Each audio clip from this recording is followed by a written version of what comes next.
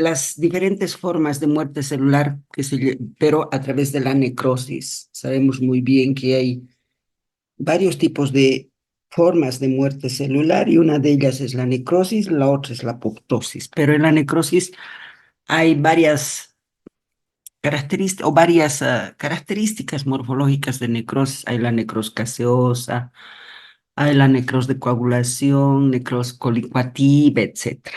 ¿Sí? Entonces vamos a hablar de esas características morfológicas macroscópicas y microscópicas de la necrosis. Un rato. Ya. ¿Cuáles son las características microscópicas de las células que mueren por necrosis?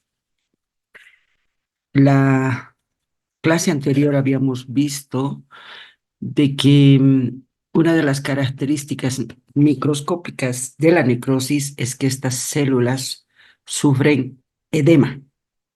Tomen en cuenta.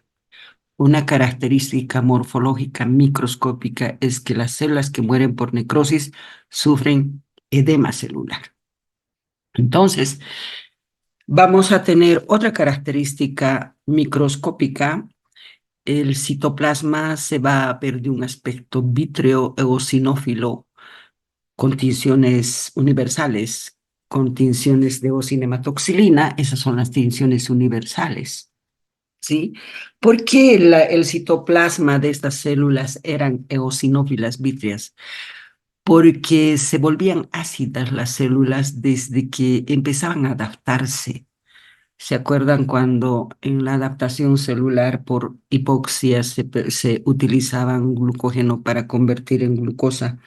Y en esa conversión de glucógeno en glucosa se depositaban elementos intermedios como el ácido láctico. Entonces había una acidosis del citoplasma celular. Por eso es que se tiñe de un color eosinófilo. Acá dice, la eosinofilia es por la pérdida del ARN citoplasmático, por la acumulación de proteínas desnaturalizadas y la pérdida de glucógeno. Cuando hablamos de la pérdida de glucógeno, estamos diciendo de que esos elementos intermedios de degradación del glucógeno a glucosa son el ácido láctico, los piruvatos, todo eso. Entonces, estos acontecimientos hacían que el citoplasma celular de la célula que está muriendo por necrosis sea eosinófila, ácida. Ahora, las células que mueren por necrosis son reemplazadas por figuras de mielina. ¿Qué son las figuras de mielina? ¿De dónde provienen las figuras de mielina? Provienen de la desintegración de los fosfolípidos. No se olviden de que una de las características de la muerte celular por necrosis, la desintegración de sus componentes estructurales de la membrana, y tenemos los fosfolípidos ahí. Entonces, hay una desintegración de los fosfolípidos y estos fosfolípidos se van a ir precipitando y en forma remolinada. Entonces, por eso se dice que las células que mueren por necrosis son reemplazadas por figuras de mielina, son fosfolípidos desintegrados que se arremolinan. Luego tenemos otra característica microscópica que es la desintegración estructural de todas las membranas celulares. Esta desintegración puede ser por las enzimas que han sido liberadas de los lisosomas y todas las enzimas que se activan, todas las enzimas que tienen las células se activan y van a ir a desintegrar todos los componentes estructurales y funcionales, pero también por la acumulación de las especies reactivas de oxígeno. No se olviden, en la clase anterior hemos visto cómo las especies reactivas de oxígeno son elementos muy activos y muy lesivos para la célula porque van y atacan todos los componentes estructurales de la célula. Y cuando hay un ataque estructural de la célula, eso nos va a llevar a una muerte celular por necrosis. Entonces, otra característica microscópica es la desintegración de las membranas celulares por las enzimas y por los eros. Otra de las características microscópicas es la dilatación de las mitocondrias.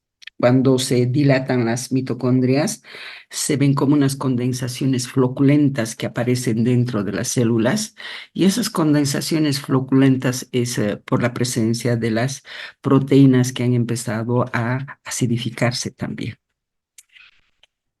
Los núcleos, el núcleo de la célula.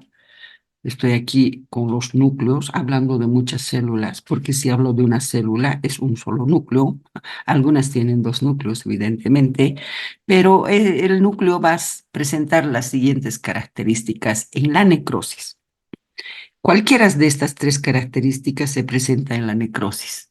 Como hay varias formas de necrosis, entonces pueden haber una cariólisis, puede ser una pignosis o una cariorexis. ¿En qué consisten estas características morfológicas microscópicas del núcleo? La cariólisis, por ejemplo, es cuando el núcleo se ve de un aspecto marchitado, como desteñido, ¿sí? Y esto se traduce probablemente por una actividad de la adeneasa. Entonces, la adeneasa es la responsable probablemente para la cariólisis.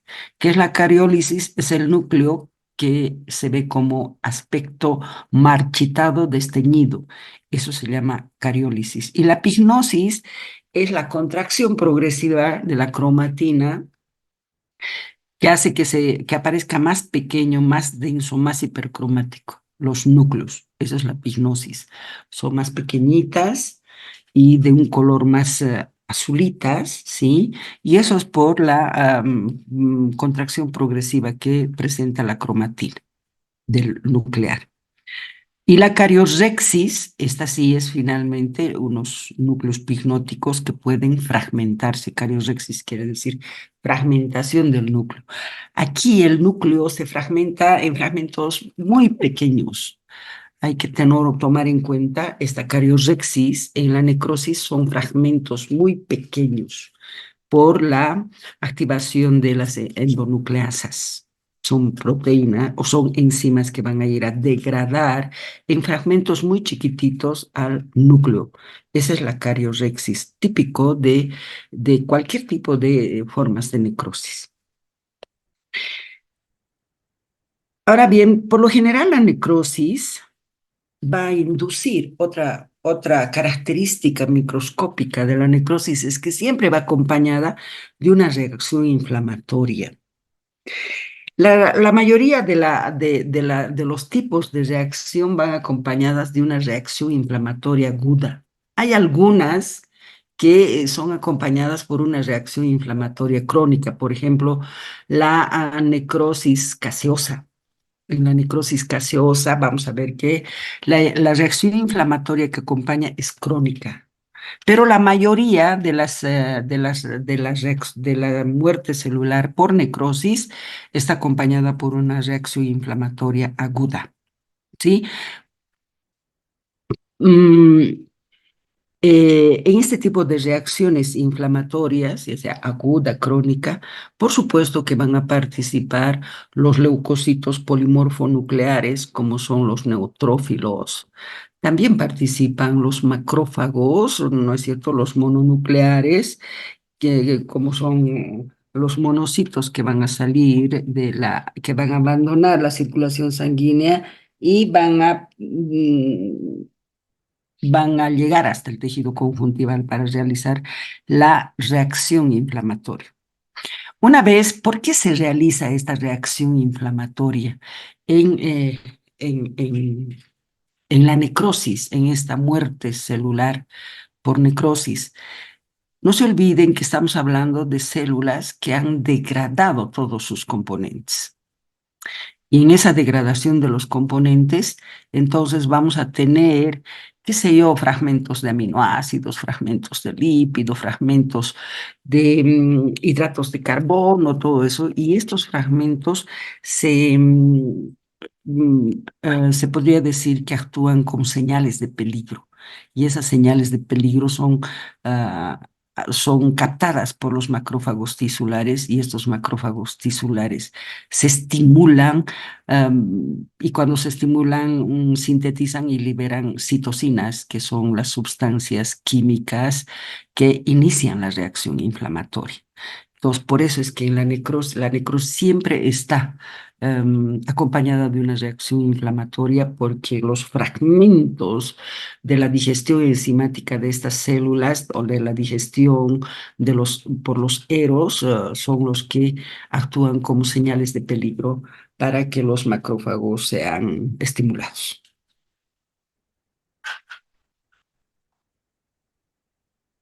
Bien, esas son las características microscópicas de la necrosis, de todos los tipos de necrosis. Ahora vamos a ver, hay 5 o 6 tipos de necrosis y vamos a ver las características de cada una de este tipo de necrosis. Acá está la necrosis de coagulación, su característica morfológica. La necrosis linfofactiva o colicoactiva, que es otro tipo de necrosis. Luego tenemos la necrosis gangrenosa, otro tipo de necrosis. La necrosis caseosa, la necrosis grasa, la necrosis fibrinoide. Miren, son 6 tipos de necrosis que vamos a ver y todos se caracterizan porque hay destrucción de las estructuras celulares. Un ratito, vamos a admitir estos alumnos que están queriendo entrar. Bien, empezaremos por una de las formas de necrosis, es la necrosis de coagulación. No se olviden que cuando las células dejan de funcionar, muestran una forma, cómo ha muerto esa célula. Esa expresión morfológica es la necrosis y la apoptosis.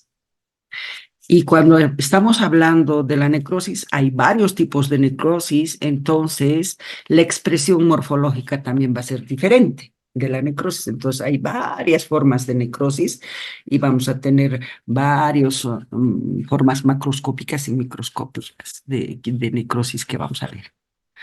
Acá tenemos la necrosis de coagulación. ¿Cuál es la característica de la necrosis de coagulación?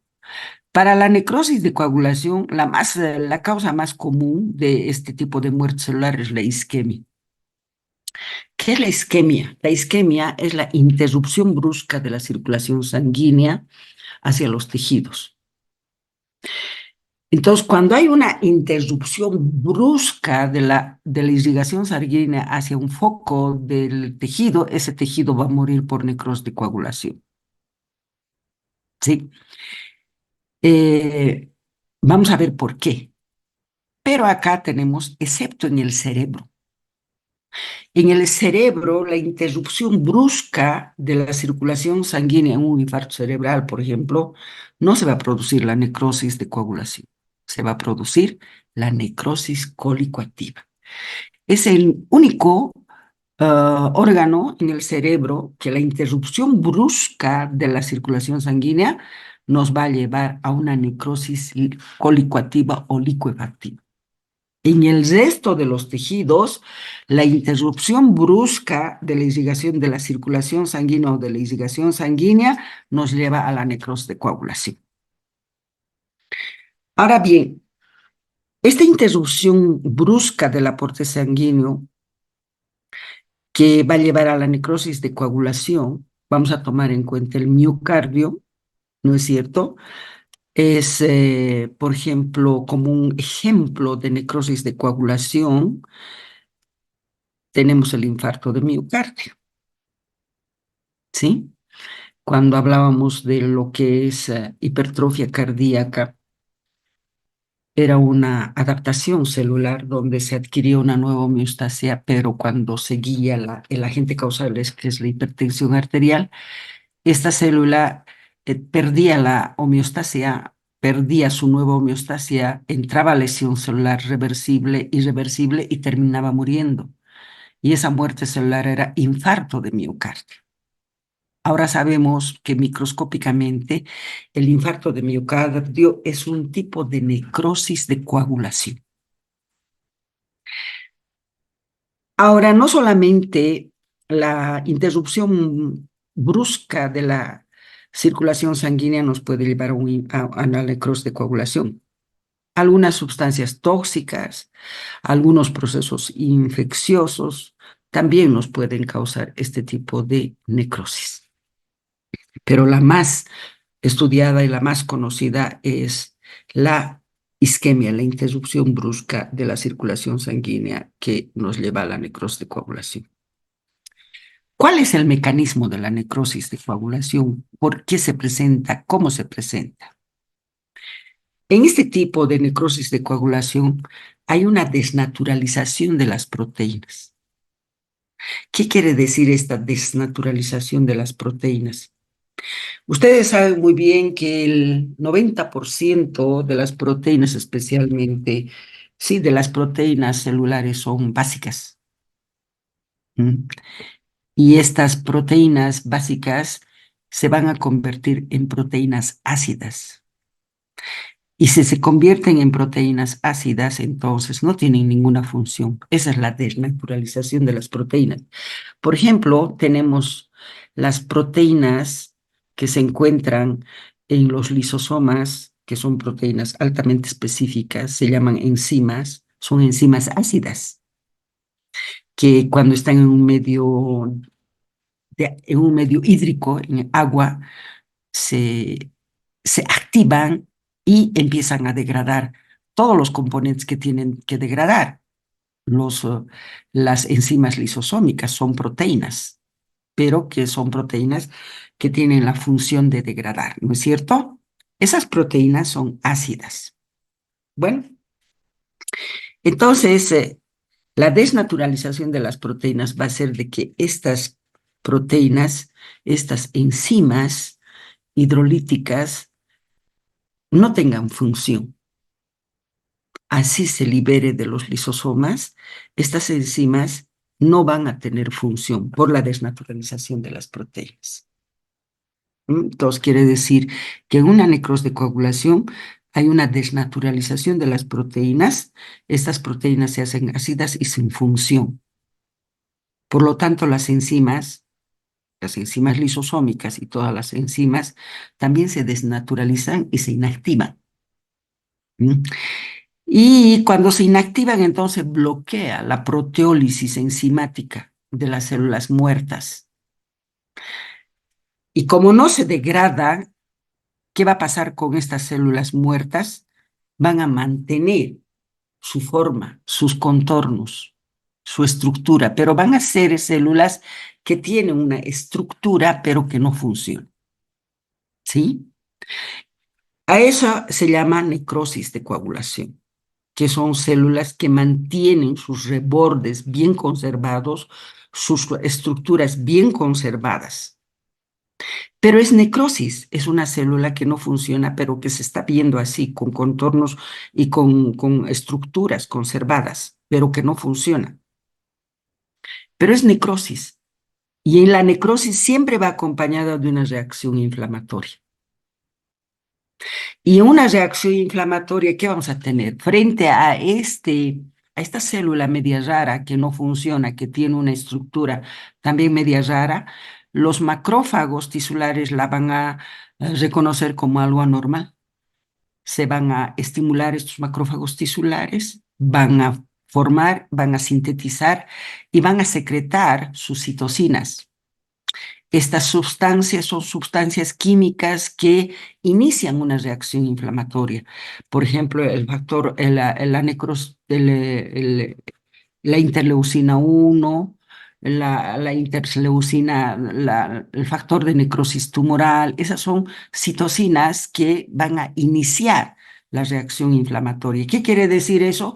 Que van a estimular a los leucocitos que se encuentran en la sangre para que abandonen los vasos sanguíneos y vayan cerca a esta célula que ha muerto, pero que tiene una forma determinada.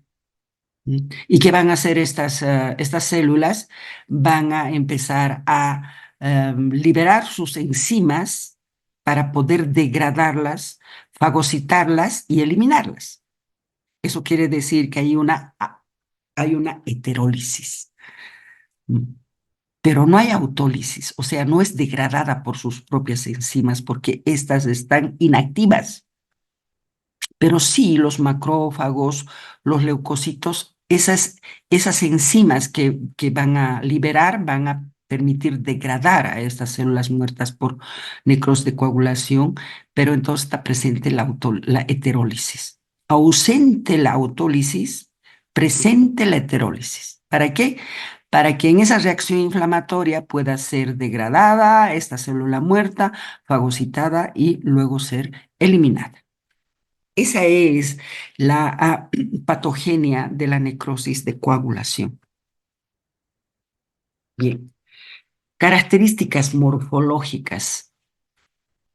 Aquí tenemos características morfológicas macroscópicas y microscópicas.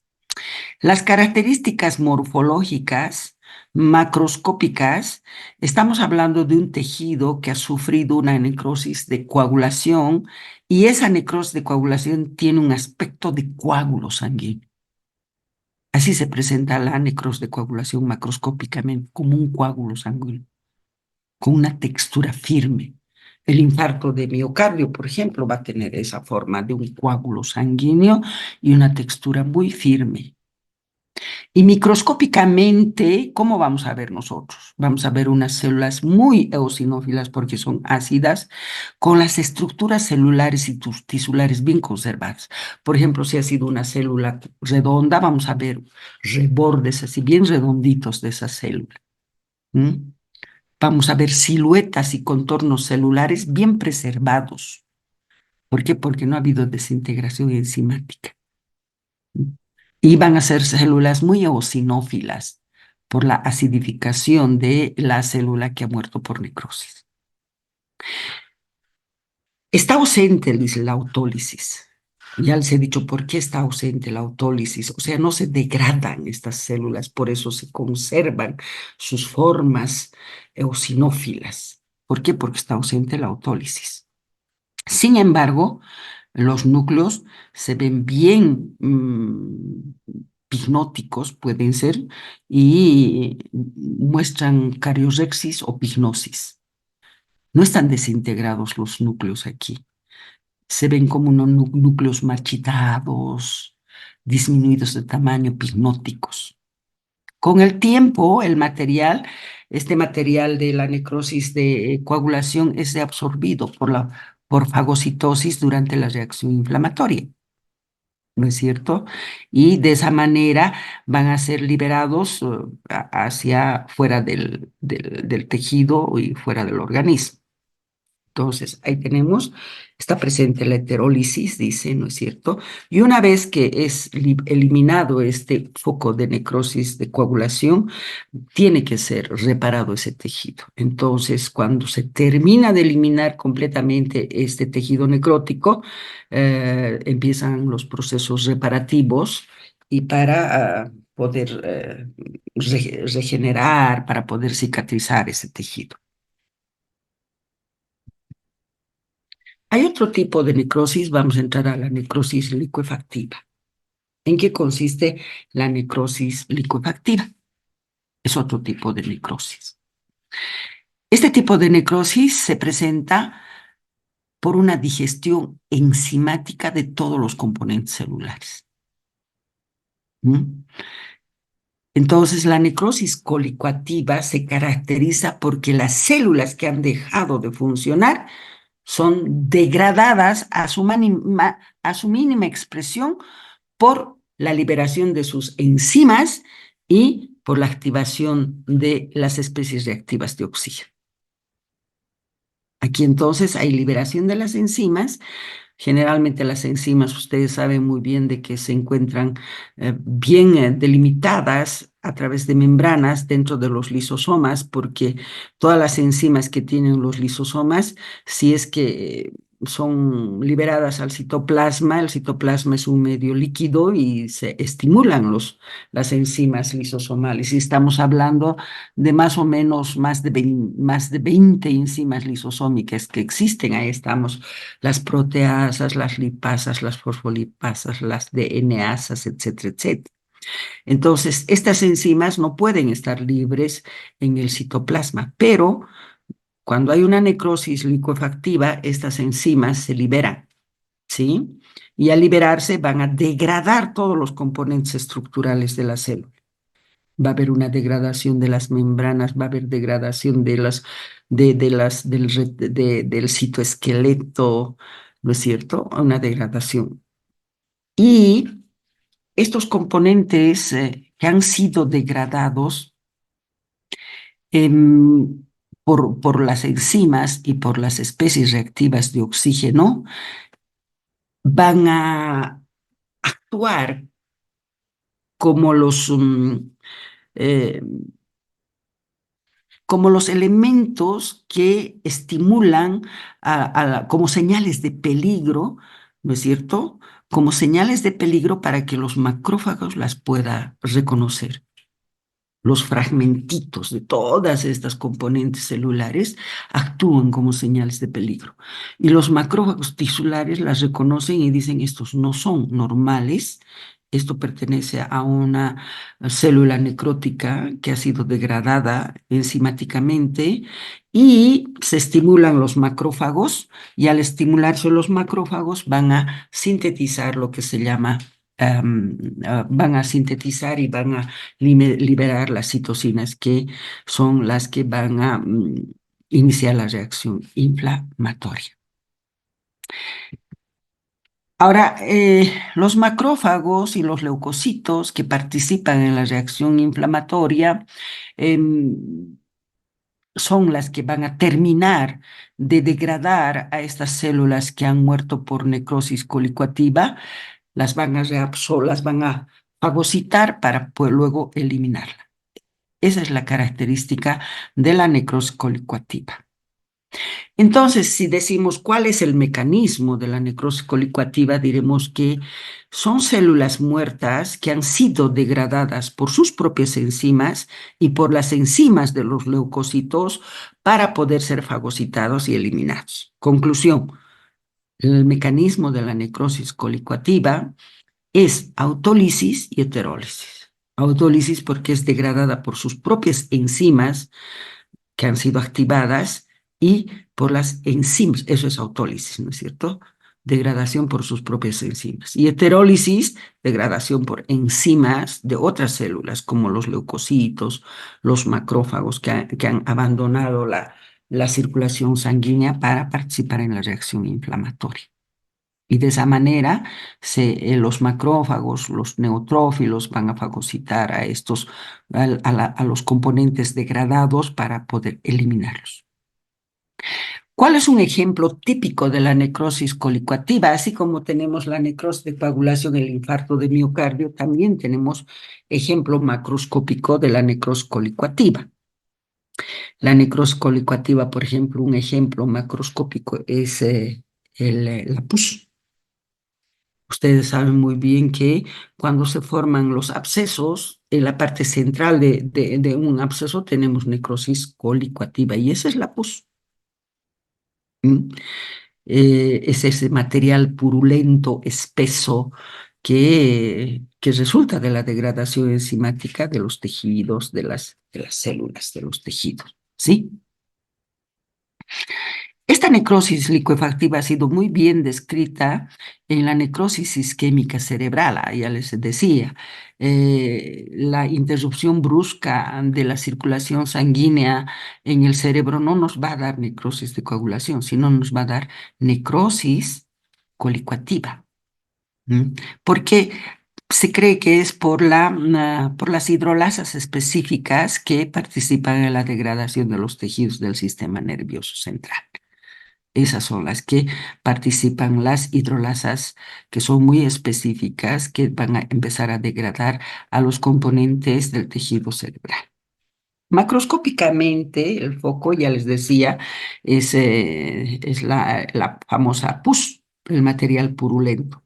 Ese es un ejemplo típico de la necrosis colicoactiva. Ahí está, en el cerebro la interrupción brusca de la irrigación sanguínea nos da la necrosis colicoactiva. ¿Por qué? Por la participación de las hidrolasas específicas, que son las que degradan al tejido cerebral. Bien, otro tipo de necrosis es la necrosis gangrenosa. La necrosis gangrenosa es un tipo de necrosis donde se combinan la necrosis de coagulación y la necrosis licuefactiva. Y los dos tipos de necrosis se combinan aquí, la necrosis coagulativa y la necrosis licuefactiva. Es cierto que la necrosis gangrenosa, una de las causas frecuentes es la interrupción brusca de la irrigación sanguínea. Este tipo de necrosis gangrenosa se presenta por la interrupción brusca de la irrigación sanguínea, se presenta más en las extremidades inferiores que han perdido la irrigación, ¿no? Y estos tejidos van a sufrir de inicio una necrosis de coagulación.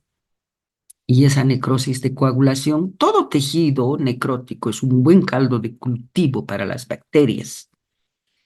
Esta necrosis de coagulación va a ser invadida por bacterias y se va a sobreponer otro tipo de necrosis, la necrosis colicoactiva, por la presencia y por la colonización de las bacterias sobre la necrosis de coagulación. Entonces, si hay una necrosis colicoactiva, va a predominar la heterólisis por las enzimas de las bacterias y por la reacción enzimática de los leucocitos que van a degradar el tejido. De inicio, siempre primero se presenta cuando hay una interrupción brusca de la irrigación sanguínea en los miembros inferiores, especialmente esto es muy frecuente en personas diabéticas, el pie diabético. Ahí van a ver la necrosis gangrenosa. Primero se instala la necrosis de coagulación, donde donde se ve que el miembro inferior se hace más acartonado y después cuando es invadida por las bacterias, recién va a haber una reacción inflamatoria edematizada el miembro, todo eso, cianótico el miembro, todo eso. Entonces estamos frente a una necrosis gangrenosa que es típica en el pie diabético, ¿sí? Ahora se dice que es una gangrena seca, una gangrena húmeda. La gangrena seca es cuando la necrosis de coagulación predomina sobre la necrosis colicoactiva. Quiere decir que macroscópicamente la gangrena seca, en la gangrena seca predomina la necrosis de coagulación, ¿sí?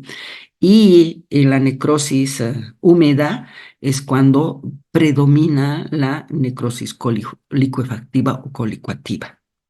Pero en la necrosis gangrenosa es la combinación de la necrosis de coagulación con la necrosis colicoactiva. Siempre se presenta por una interrupción brusca de la circulación sanguínea y un ejemplo típico es el pie diabético.